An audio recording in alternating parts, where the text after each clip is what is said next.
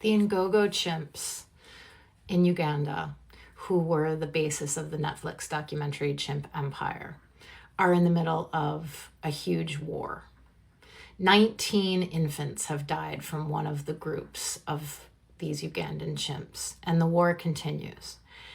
And it started in 2015 when suddenly war broke out between three factions, specifically two factions, but all three factions in Uganda amongst the Ngogo tribe were involved.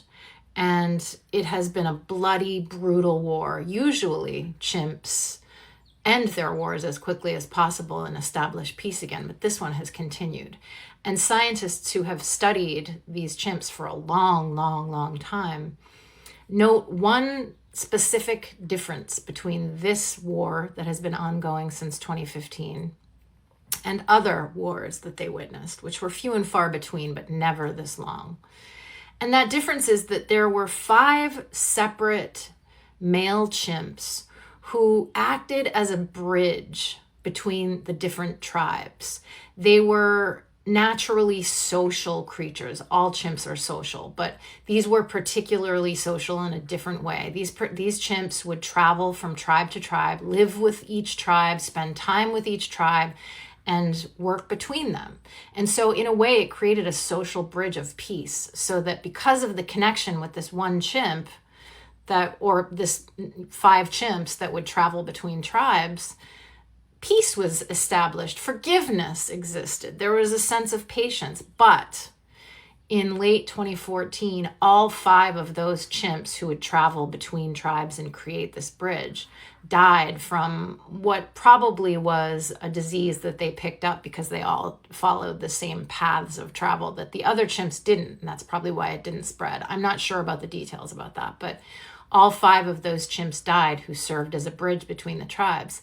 And scientists believe that because of that, because that bridge no longer existed, that war became easier for these chimps to enact and continue.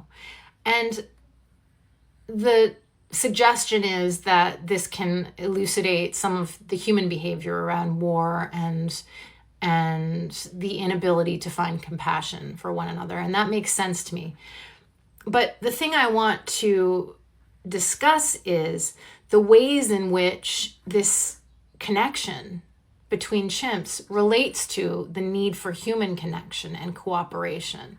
And the fact that in order to survive as a species, we have to learn to cooperate better, to no longer have these inequalities that we tend to have today.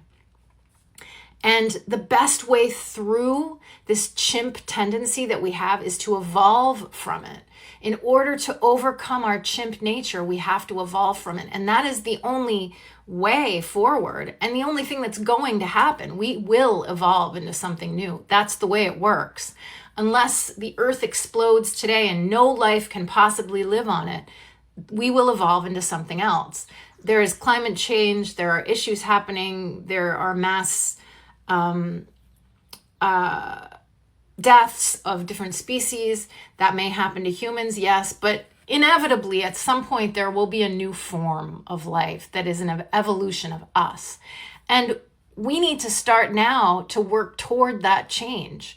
We need to work toward a more evolved version of ourselves, just like we did when we were apes, however that happened. But we have a conscious control over it now. Chimps do not. Chimps in a state of emotional deregulation, which I would call what happens when they attack individuals in the forest who they think are invading their territory. It's emotional dysregulation. We have a choice in that situation. They don't. We can choose to ask for help from God, to breathe with that help, to feel the feeling rather than throwing it back on the person we think is responsible, and to allow that feeling to exist and integrate into our energy field so that we become wholer. We have that choice. Chimps don't. So that's the first step. And when we do that, things like, for instance, what is happening to the British nurse Lucy Letby won't happen anymore, because we will have this ability to evolve and expand beyond our chimp nature. If you're not familiar with Lucy Letby, perhaps another way that you would know who she is through Netflix, through a really poorly done documentary about her conviction. But she is a British nurse who was accused of murdering babies in the neonatal unit where newborns who are too small lived and were cared for in 2016 and 2017. And the evidence and the prosecution case was severely skewed. It is a horrifying miscarriage of justice. Fortunately, more and more people are seeing this in Britain. And if you're interested in learning more about it, about the truth about that case, Chris Morris has a YouTube channel called Lucy Letby Analysis, where he goes into all the details about how the case was a miscarriage of justice. And ideally, she will get a chance to appeal, have a retrial, and be exonerated because she is an innocent woman who has been held responsible for horrible crimes and turned into a monster. But the tendency to believe that Lucy Letby is guilty is fast. And as soon as I heard about it in 2017, 2018, I believed that she was guilty immediately just because of what I heard. I wanted to believe it because of my chimp nature. And when I saw the Netflix documentary and saw all of the proof that she is innocent, I had to force myself to reconsider and to then understand that she is an innocent woman.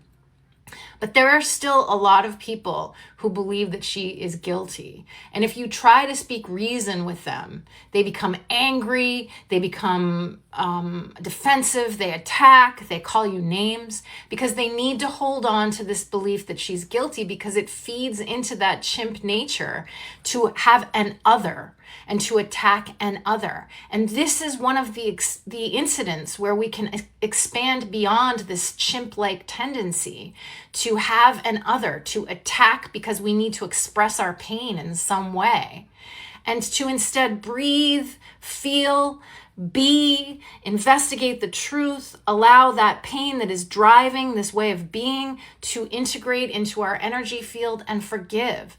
This is the way to move past these horrible miscarriages of justice. And there are many other examples, but I bring this up because it's an issue close to my heart. I think about Lucy Letby every day. I feel so horrified for her experience, and I can't wait to celebrate her exoneration.